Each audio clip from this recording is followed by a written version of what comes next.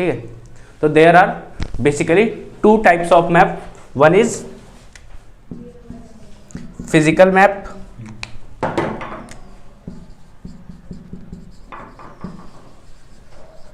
and second one is political map। ठीक है, basic यही दो टाइप के होते हैं। इसके बाद आपका क्लाइमेटिक अलग आ जाएगा। ठीक है,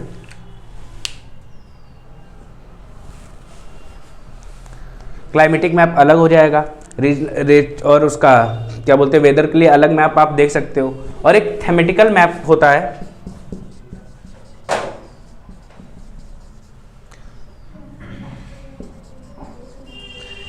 in which we study about specific subject. जब हम कोई स्पेसिफिक चीज देख रहे होते हैं तो हम किस में देखते हैं, थेमेटिकल मैप ऑफ ए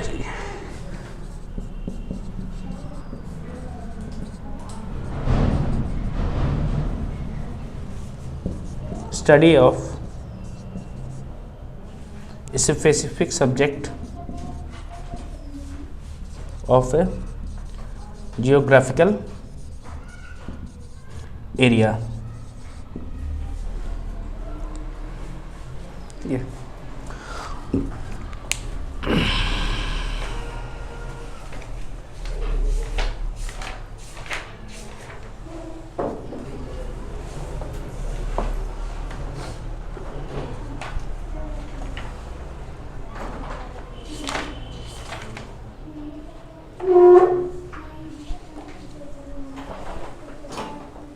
ठीक है, अगर आप फिजिकल मैप देखेंगे, फिजिकल मैप में हमें क्या दिखाता है, माउंटेन्स, प्लेन्स, रिवर, ओशन, ये सब हमें किस में दिखाई देगा, फिजिकल। जो हमें फिजिकल प्रॉपर्टीज मैंने बताई थी, ये सब फिजिकल प्रॉपर्टीज हम किस में देखेंगे, फिजिकल मैप में। Then we will discuss about political map. Political map simply आपको दिखाई देगा, पॉलिटिकल मैप पूरा ये क्या बाउंड्रीज आपको बताता है, बहुत ज़्यादा इससे कुछ पता नहीं चलता है, बट आपको बाउंड्रीज पता चल जाएंगी। ठीक है, तो ये आपके इसी की तरीके से आपका इंडिया फिजिकल है, इंडिया पॉलिटिकल है, एशिया फिजिकल, एशिया पॉलिटिकल, इस तरीके के आप सारे देख सकते हो। माउंटेन्स, प्लेन्स, रिवर्स, प्लेट्यूज, ये सब आपको उसमें देखने को मिलेगा। तो ठीक है, सबसे पहले हम लोग स्टार्ट करेंगे ग्लॉसरी। कुछ शब्द होते हैं जो हमें देखने होते हैं, जैसे लॉन्गिट्यूड्स एंड लैटिट्यूड्स। मैं बता ही दें, अभी इसका काम है नहीं फिलहाल, आज तो तुम लोग को अर्थ फॉर्मेशन करवानी है, origin of earth.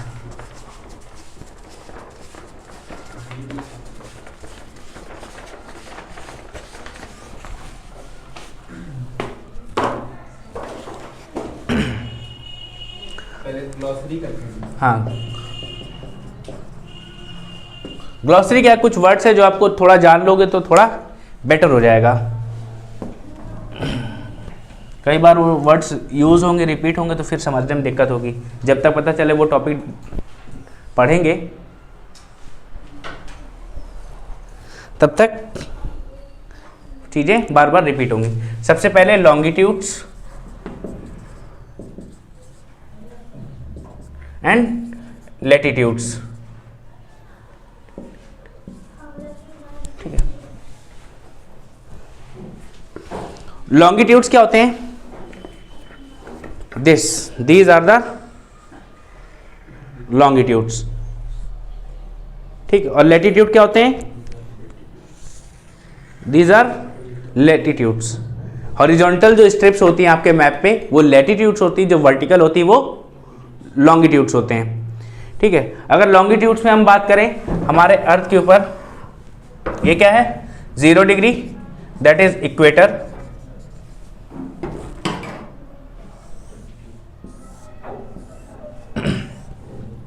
23.5 degree south, 23.5 degree north, 66.5 degree north, 66.5 degree south. और ये क्या है, 90 degree north, 90 degree south. These are poles and this is this is Tropic of Cancer and this is Antarctica या Arctic, Arctic Circle, ठीक है। And this one is Tropic of Capricorn and this is Antarctic Circle, ठीक है। Total 181 latitudes हैं, बाकी जब latitudes के बारे में डिस्कस करेंगे। ये हमारे वेदर्स की और लोकेशन जानने के लिए हम लोग यूज करते हैं। These are imaginary lines developed by humans, क्योंकि अर्थ पे पहले से तो नहीं बनी हुई है, ये हमने अपनी कन्वीनियंस के लिए बना रखी हैं, ठीक है। You can draw it, this is North Pole and this is South पोल।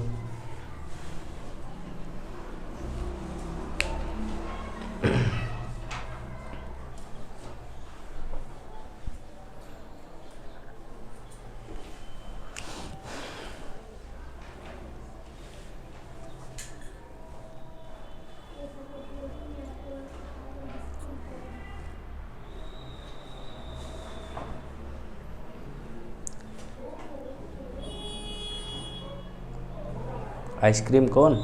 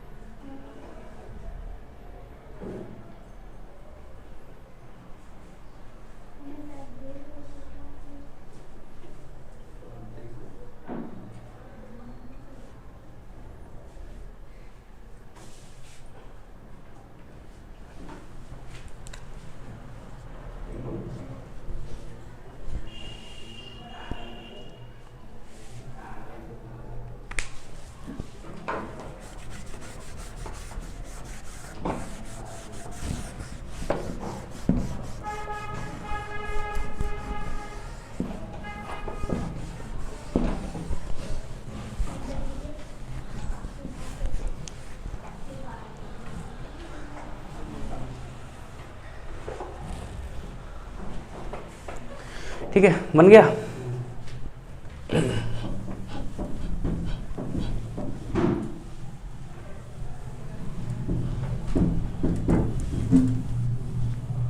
ठीक है, और ये जो हमारे लैटिट्यूड्स होते हैं ये पूरे सर्कुलर होते हैं, but while we discuss about longitudes, longitudes are semi circular. कितने होते हैं? Semi circular, that are 360 number because they cover the whole sphere. अगर एक सर्कुलर पाथ हम कंप्लीट करते हैं तो 360 डिग्री करेंगे, और हर एक डिग्री पे क्या बना होता है? एक लॉन्गिट्यूड बना हुआ है, ठीक है।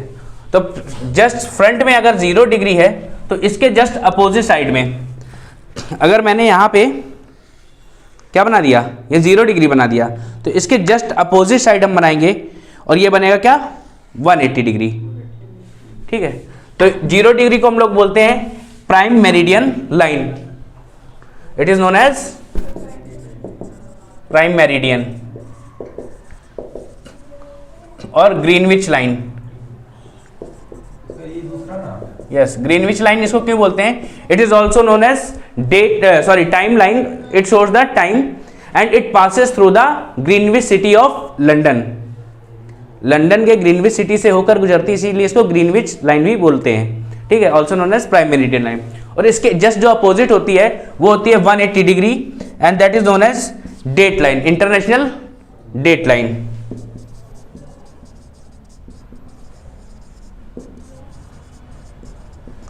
इससे आगे की डिटेल जब हम ये टॉपिक पढ़ेंगे लैटिट्यूड एंड लॉन्गिट्यूड, वहां पे डिस्कस करेंगे। बना दे, लिख लो नॉर्मली।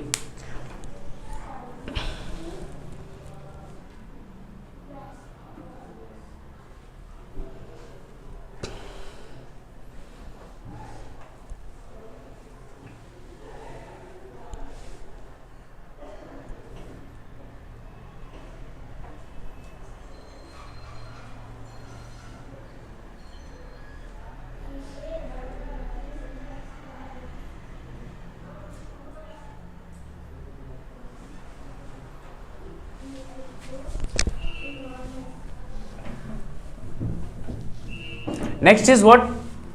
पेनिनसुलर। पेनिनसुला क्या होता है?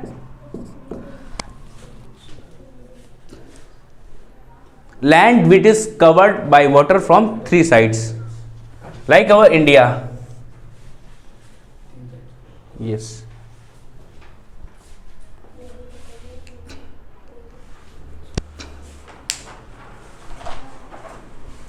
Land which is covered by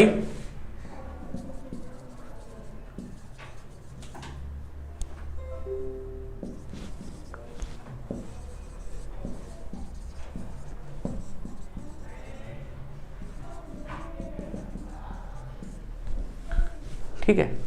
and this section, the last section is known as cape. Africa में केप ऑफ गुड होप है, इंडिया में केप कमोरिन है. ठीक है.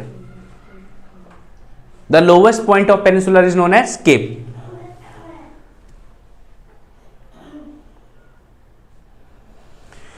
Next one is islands. Island क्या होते हैं? Land part covered by water from all side. Land part surrounded by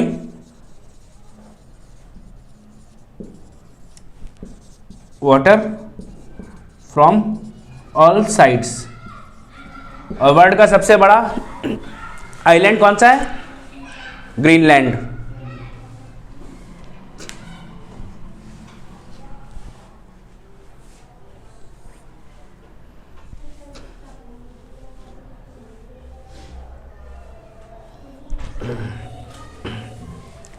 फिर इसके बाद बात करें हम लोग प्लेन्स की. Plains are the flat portion of land whose height is almost near to sea level. जिनकी क्या हो, ऐसे फ्लैट एरियाज हैं जिनकी हाइट किसके बराबर होती है? Nearly almost to sea level से क्लोज होगी. इक्वल नहीं होती है, nearly close to sea level.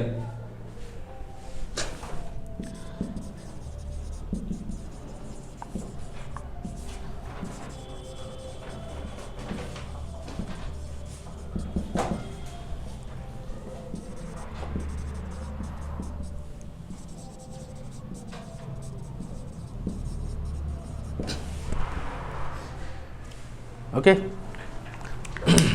Next one is plateau.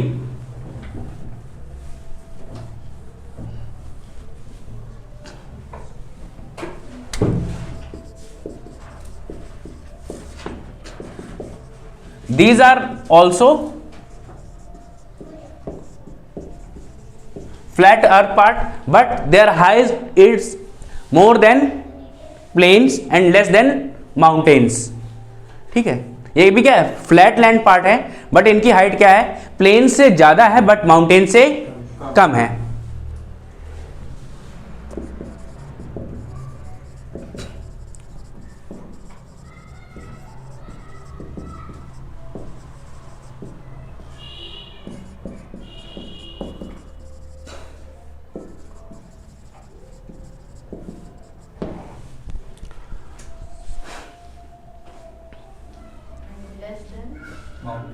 Less than mountains.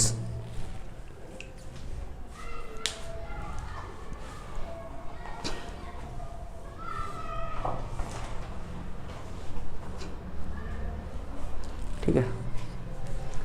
Then straits. Straits और चैनल. चैनल क्या करते हैं? They separate the two land masses. Two huge land masses को जो सेपरेट करते हैं. These separates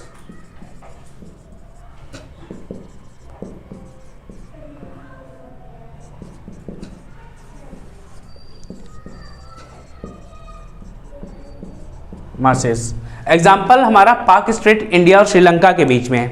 if you see the map of India Sri Lanka,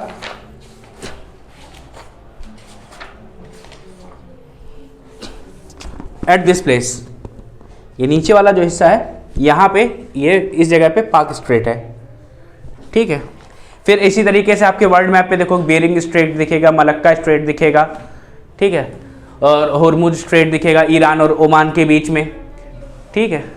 ये सब देख लेना, मैप में आपको देखने को मिल जाएंगे. स्पेसिफिकली मैं सबको लिखवा दूंगा.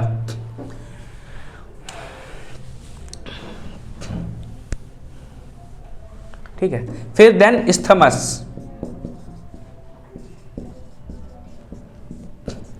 a thin piece of land that connects two land masses or separate two water bodies, a thin piece of land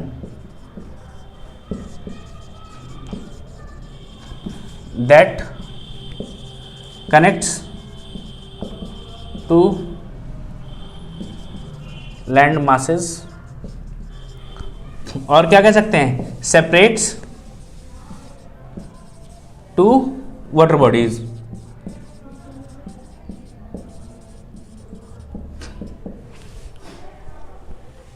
okay, ये आप देख सकते हो कहां पे, ये भी आपको वर्ल्ड मैप जब देखोगे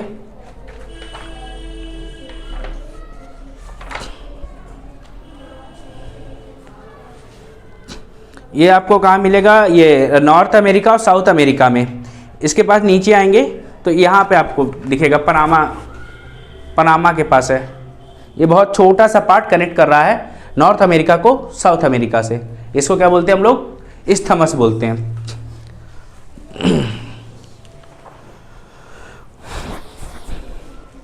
नेक्स्ट वन इज गल्फ।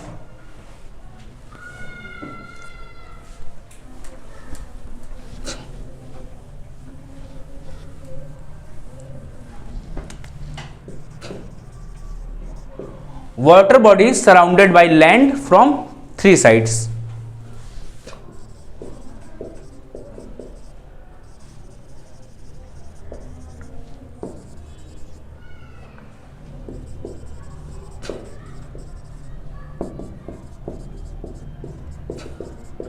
और these can also be said बे और गल्फ। बे और गल्फ में कोई ज़्यादा डिफरेंस नहीं होता, बे भी कभी छोटे होते हैं कभी गल्फ छोटे होते हैं, और ये बड़े भी हो सकते हैं। These are also, they are called बे और gulf, like gulf of Mexico. Canada के पास आप देख रहे होगे मैप में, तो वहां आपको दिखाई देगा गल्फ ऑफ मैक्सिको।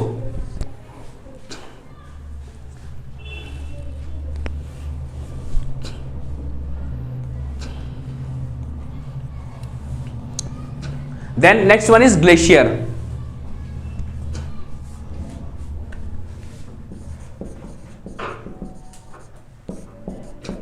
ग्लेशियर क्या होते हैं, a thin sheet of ice is always found at a specific place. ये 10-10 किलोमीटर लंबे होते हैं ग्लेशियर, बर्फ से हमेशा ढके रहते हैं, ठीक है। और ये दो टाइप के होते हैं, कौन कौन से, एक तो होते हैं हिमालयन और दूसरे होते हैं प्लेट्यू रीजन में। Two types of glacier, that is continental glacier,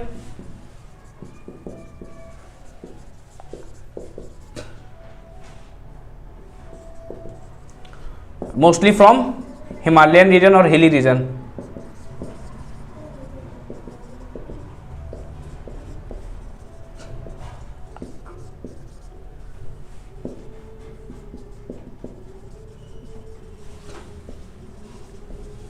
next one is peninsular glacier.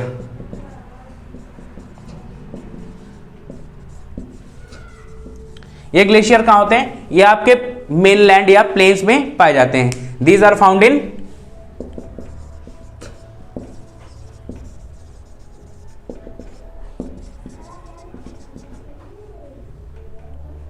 plain और plateau area, okay।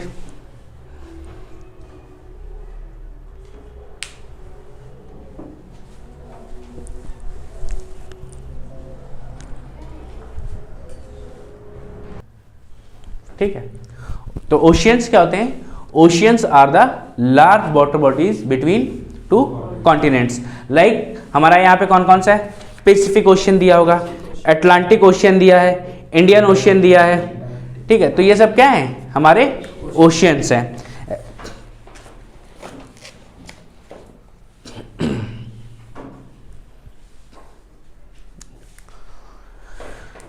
Next one is sea. Sea क्या होते हैं, ये जो समुद्र होते हैं, seas are the part of oceans. But इनको नाम क्यों दिया गया ऐसा, हमने अपनी कन्वीनियंस ने, ह्यूमन ने अपनी कन्वीनियंस, अपनी मदद करने के लिए इनको एक स्पेसिफिक नाम दे दिया। जैसे क्या है, साउथ चाइना सी, चाइना के पास है, तो क्या जैसे साउथ चाइना सी हम नाम सुनेंगे हम कहाँ पहुँच जाएंगे, चाइना के पास पहुँच जाएंगे। ठीक है, और भी ऐसे सी मिलेंगे आपको, लाइक ईस्ट साइबेरिया सी, ग्रीनलैंड सी। तो ग्रीनलैंड सी सुनोगे तो आप ग्रीनलैंड के पास चले जाओगे। ठीक है, लेब्राडोर सी, तो लेब्राडोर सी कहाँ पे मिलेगा आपको, नॉर्थ अमेरिका में है, ग्रीनलैंड के जस्ट नीचे।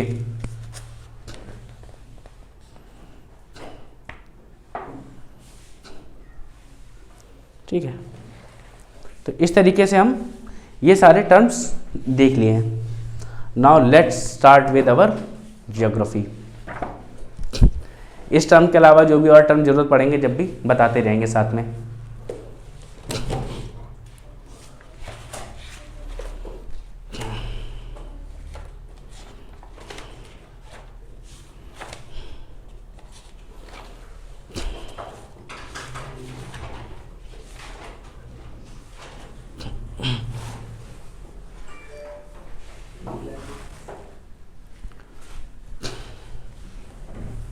Our first heading is universe.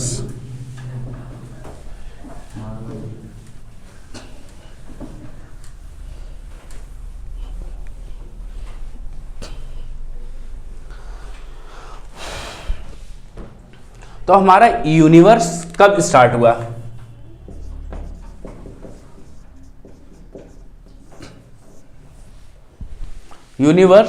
Universe was started before 13.7 billion years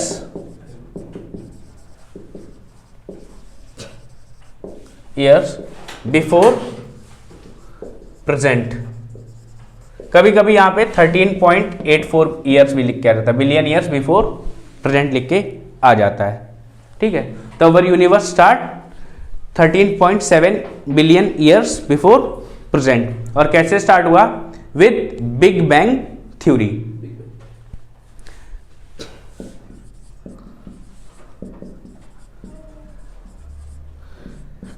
ठीक है, big bang theory also known as expanding universe hypothesis.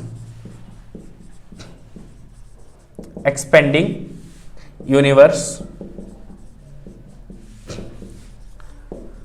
Hypothesis. तो what was big bang? Big bang किसने बताया? Big bang theory was given by Hubble. Hubble ने 1920 में big bang theory दी और बताया जो हमारा पूरा यूनिवर्स है, पहले क्या था, ये एक छोटा सा पिंड था। It was a small body. ठीक है, जिसका टेम्परेचर इनफाइनाइट था, डेंसिटी इनफाइनाइट थी। इतना टेम्परेचर, इतना डेंसिटी होने के कारण टेम्परेचर बहुत ज्यादा था, तो क्या हुआ, एक दिन ये फट गया, ब्लास्ट हो गया। जब तक ये एक पार्ट, एक सिंगल बॉडी में रहा, that this single body is known as primordial atom, और sometime we also call it singularity. Singularity आपको क्या बता रहा है? That everything was in this single piece. Okay okay, तो बिग बैंग थ्योरी क्या थी? हमारा जो यूनिवर्स है, यूनिवर्स हमारा पूरा एक बॉडी में था, एक सिंगल बॉडी में थी, जिसका साइज अनइमेजिनेबली स्मॉल था। ठीक है, उसका टेम्परेचर बहुत हाई था, ट्रिलियंस से भी ज्यादा। ठीक, ट्रिलियन से भी ज्यादा उसका टेम्परेचर था, उसकी डेंसिटी भी इनफाइनाइट थी। इतना टेम्परेचर होने के बाद 13.7 वर्ष पहले क्या हुआ? 13.7 बिलियन ईयर्स एगो। ठीक है, ब्लास्ट। अश्वनी है, आओ टाइम से आया करो, पहले तो बंद करो इसको जरा, फिर बताते हैं।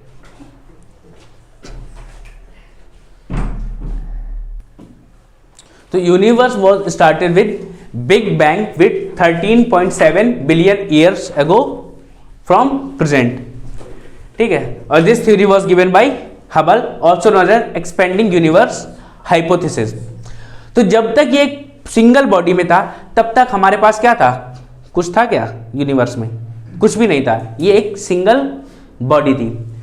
जब ये ब्लास्ट हुआ बहुत तेज तो इसमें रिएक्शन बहुत तेज हुई और अगले 3 मिनट बाद मैटर का कंपोजिशन स्टार्ट हो गया।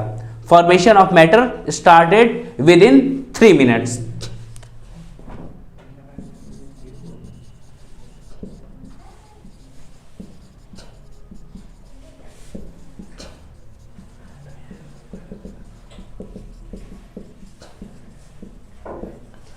ठीक है, और क्या मिला हमें, स्पेस, स्पेस पहले था नहीं था, उसी में मिला। फिर टाइम मिला, टाइम मिला तो मतलब हमें कैलकुलेशन मिल गई, मतलब मैथमेटिक्स का स्टार्टिंग हो गया। ठीक है, स्पेस, स्पेस मिल गया मतलब हमें फिजिक्स मिल गई, because we have find X direction, Y direction and all the dimension we have found, that's why we have found space, time, and next one is matter and another one is energy। ये सारी चीजें हमें कब मिली, we got all this after big bang। now इसमें लिख लो,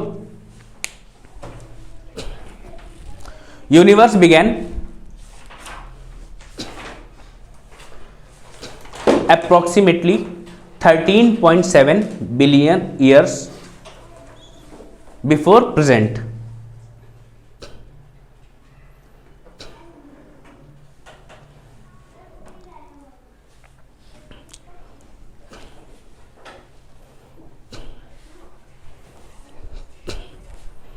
ठीक है, before big bang, इसके बाद बिग बैंग हेडिंग डाल लो।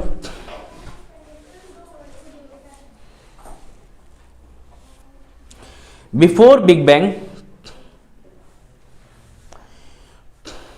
Universe was called primordial atom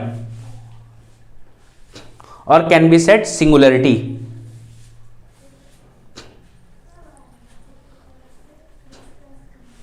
ठीक है, और can be said singularity, that is unimaginably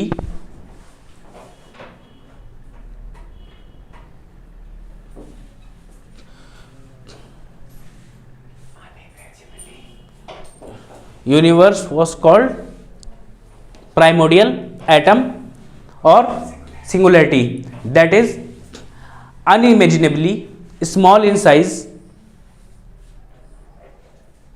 with infinite temperature and infinite density, and you can also say that infinite volume। अगर density बहुत ज्यादा है तो वॉल्यूम भी क्या होगी,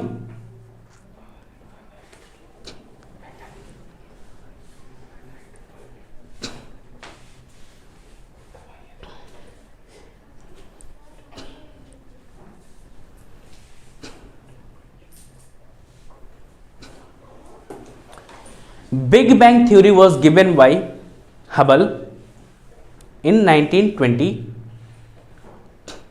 Big Bang theory was given by Hubble in 1920।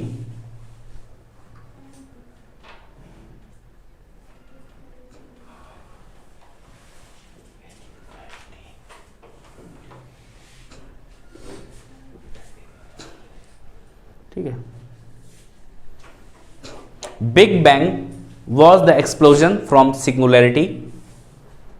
Big Bang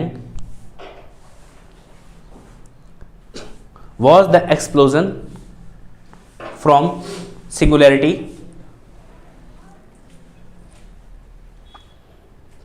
which led to expansion of universe।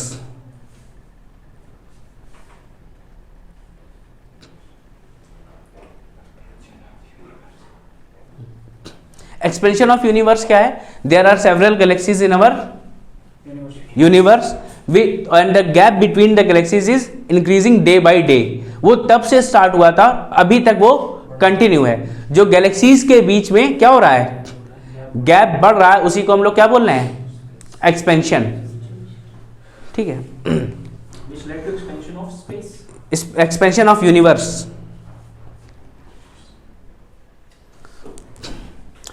over the time and formation of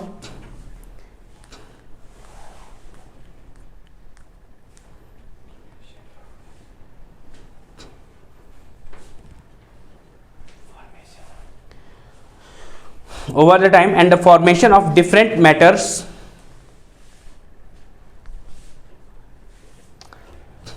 and conversion of energy, different matters and conversion of energy, which means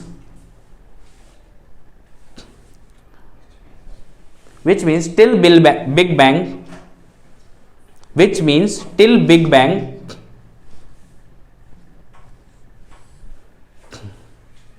all the space, time, matter and energy, which means till Big Bang all the space, time, matter and energy were existed in the singularity. क्या जो कुछ भी था सब कुछ इस singularity में था.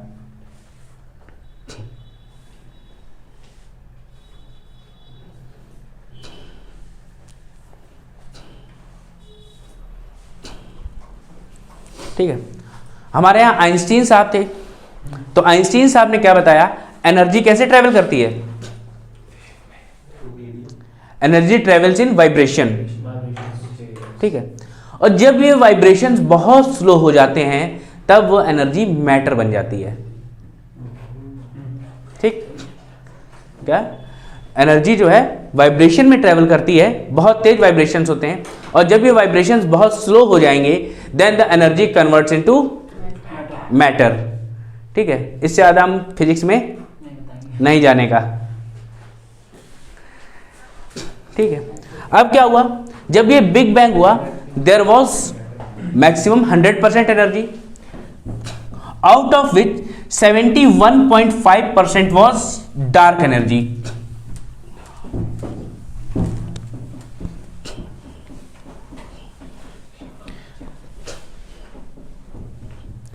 ठीक है. जब ये ब्लास्ट हुआ तो जो सिंगुलरिटी में क्या थी, 100% एनर्जी थी, और वो एनर्जी क्या हुई जब ब्लास्ट के साथ वो अलग अलग बट गई. The energy divided into several part, that is 71.5% was dark energy. That we know that, क्या हम जानते हैं कि 100% एनर्जी है, बट कहां है कैसे है ये हमें नहीं पता है, और हमेशा रिसर्चेस होते रहेंगे, लोग पता लगाते रहेंगे. And the next one is 24% is dark matter.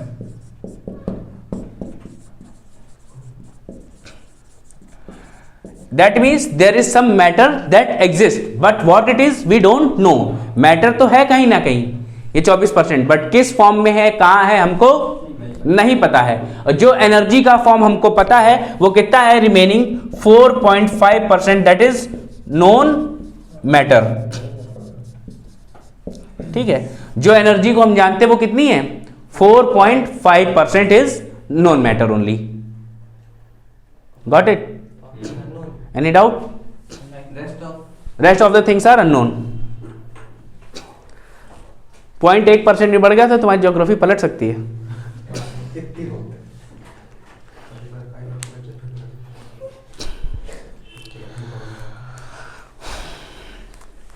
ठीक है. With big bang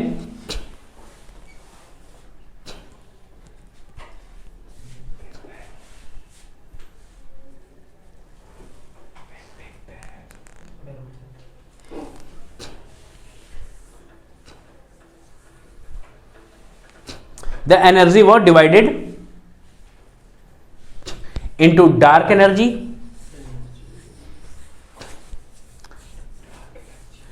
that is 71.5% of total energy, that is 71.5% of total energy.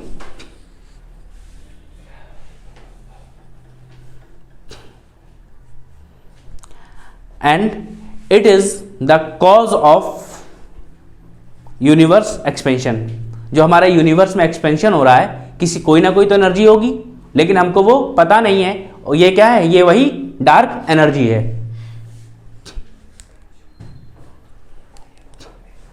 ठीक है, it causes universe expansion.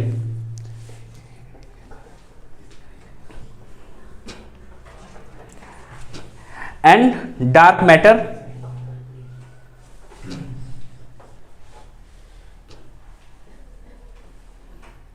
it is also unknown to us. Then dark matter and dark matter, it is also unknown to us, but we know it exists। क्या है, लेकिन हम जानते हैं कि ये एग्जिस्ट करता है।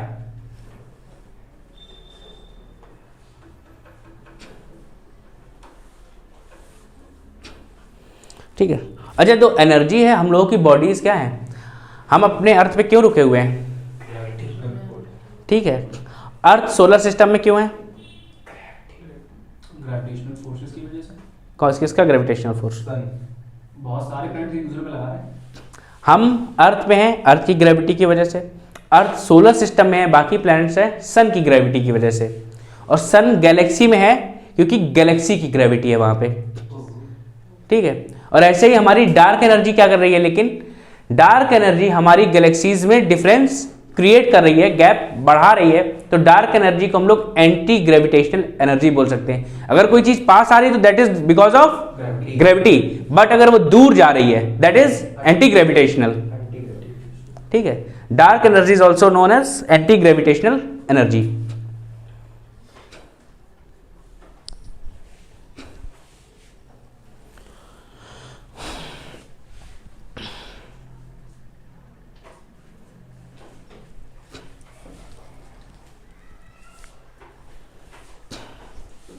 ठीक है, the distance between the two galaxies is known as intergalactic space. The distance जो दो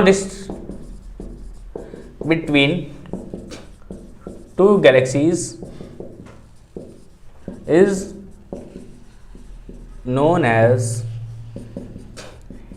इंटरगैलेक्टिक स्पेस। ठीक है, तो जो दो हमारी गैलेक्सीज हैं उनके बीच में अगर गैप हो रहा है, जो गैप आ रहा है, डिस्टेंस है, उसको हम लोग क्या बोलते हैं? Intergalactic space.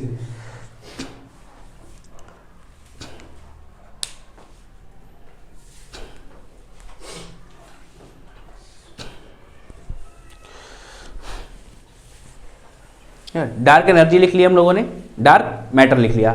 Now known matter, known matter और known energy. Next one is known matter, अगला अगला हाँ उसी में।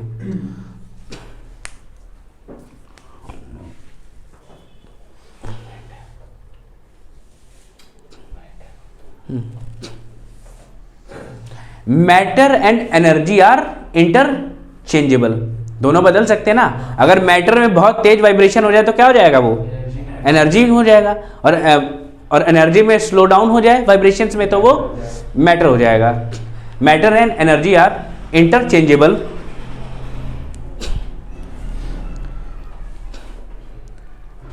Matter and energy are interchangeable. Energy moves in vibration.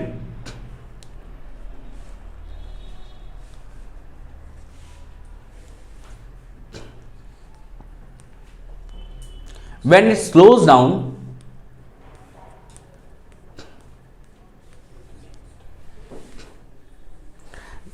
it slows down, then it turns into matter.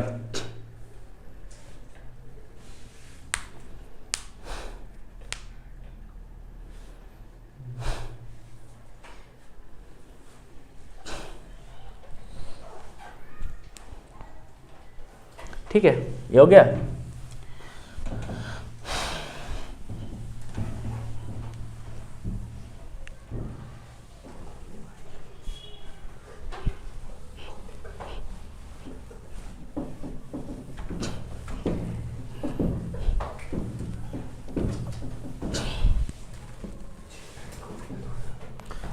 अब मैंने क्या बताया था, जब बिग बैंग हुआ तो वहां पे टेम्परेचर क्या था? ट्रिलियंस बिग बैंग समय ट्रिलियंस था, और 3 मिनट के ही अंदर within 3 minutes matter began to start at when at millions of sorry at billions, trillions के बाद बिलियंस आएगा। जब टेम्परेचर क्या हुआ, थोड़ा सा कम आया 3 मिनट बाद, तो मैटर क्या हो गया, मैटर बनना स्टार्ट हो गया। That is we found 1 proton, और we can say it hydrogen, hydrogen बना। और क्या हुआ, लगभग 4 लाख ईयर्स तक, जब तक ये टेम्परेचर कितना नहीं आ गया 4300 केल्विन। ये स्टेज कैसा रहा, नॉर्मल रहा, क्योंकि हमें मिल तो गया लेकिन अभी लाइट अभी भी नहीं है। ये प्रोटॉन बना, प्रोटॉन बनने के बाद 4 लाख वर्षों तक ऐसा ही रहेगा, और it is the state of plasma state. This is plasma state. Plasma state क्या होता है, it is extremely high energy state. यहां पे क्या है, plasma state is extremely high energy state, note down.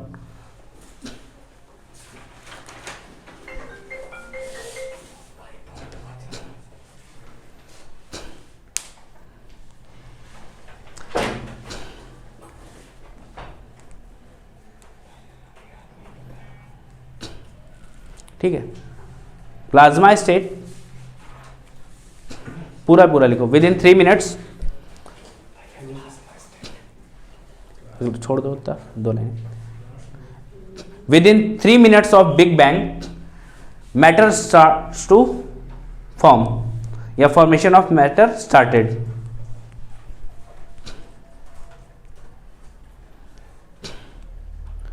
With in 3 minutes of big bang formation of matter started in the form of neutron and proton.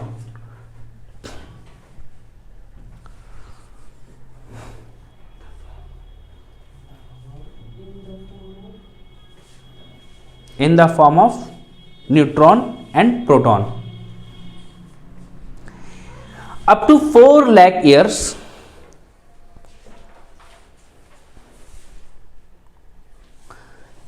in 4 lakh years the temperature became 4300 Kelvin. In 4300 years temperature reduced to 4300 Kelvin. ये अभी से ये 4 lakh year की बात हुई है, उधर से 4 लाख ईयर्स, ऊपर से हम लोग क्या हुआ, 4 लाख साल और कम हुए, तो क्या हुआ, टेम्परेचर कम हो गया, टेम्परेचर रिड्यूस टू 4300 Kelvin.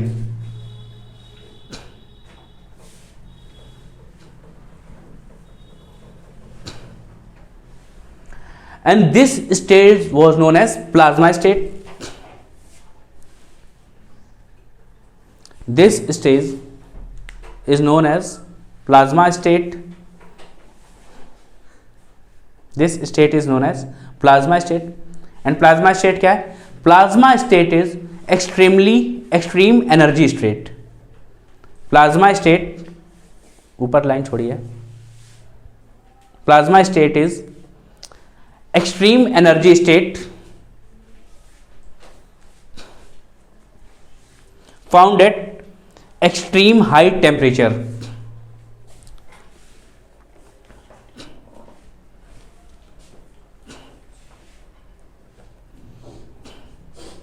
ठीक है, इसका एग्जांपल क्या हो सकता है, जब हाइड्रोजन जो है सन पे होगा तो वहां किस स्टेट में होगा, प्लाज्मा स्टेट में, और प्लाज्मा स्टेट में सभी चीजें ओपेक होती हैं।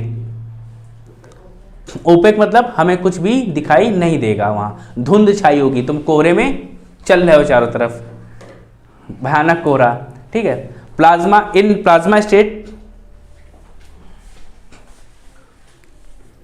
Matter becomes OPEC.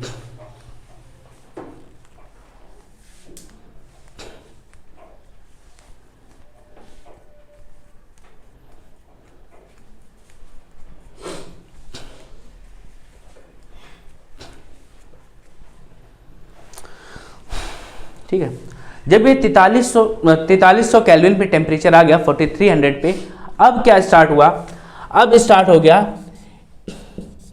हाइड्रोजन हमारा जो था ट्रांसपेरेंट हो गया। ठीक है, मतलब हाइड्रोजन हमारा गैसियस स्टेट में आ गया, hydrogen converted into gaseous state.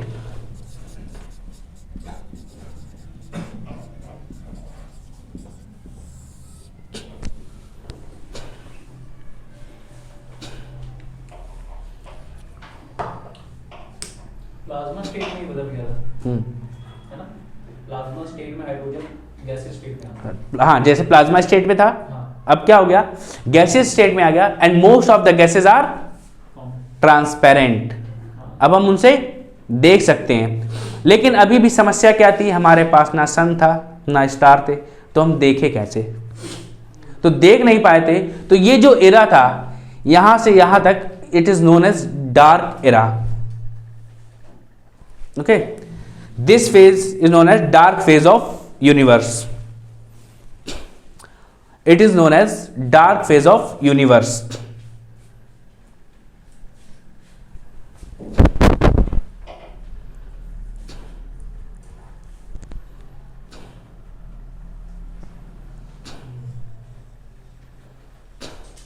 अब हाइड्रोजन क्या है, हमारे यूनिवर्स में सबसे ज्यादा अबेंडेंट एलिमेंट कौन सा है, most abundant element in the universe.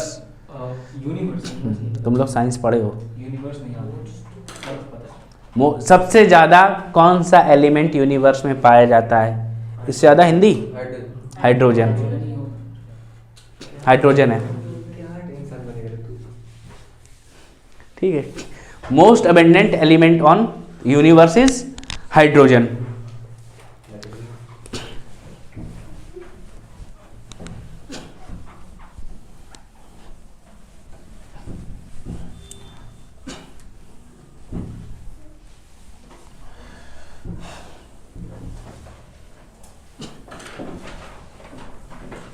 Now this hydrogen was converted into atom।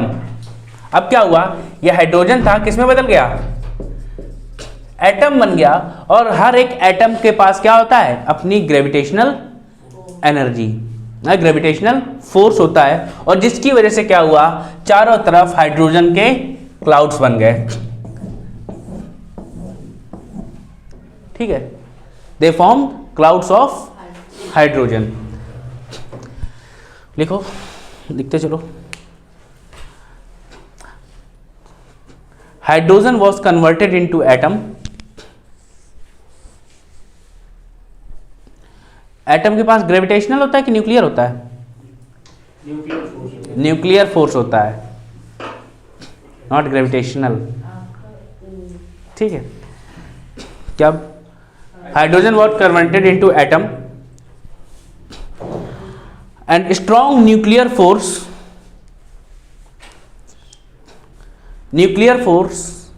was the first fundamental force of the nature। भैया क्या है, ये नेचर का पहला फोर्स कौन सा है, न्यूक्लियर फोर्स।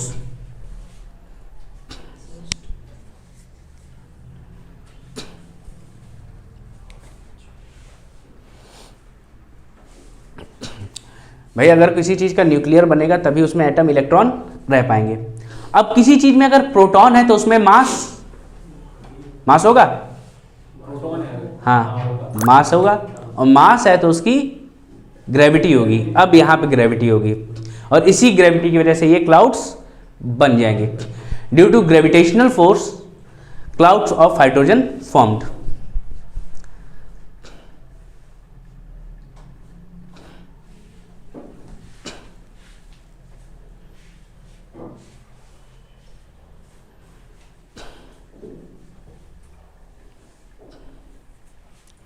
ठीक है, अब क्या हुआ, ये जो क्लाउड्स बन गए, क्लाउड्स बने, क्लाउड्स में कहीं कहीं हाइड्रोजन का अमाउंट ज्यादा था और कहीं कहीं कम था। जहां ज्यादा था वहां ऐसा क्या था, वहां पे ग्रेविटेशनल फोर्स ज्यादा था और ज्यादा dense bunches of hydrogen were form.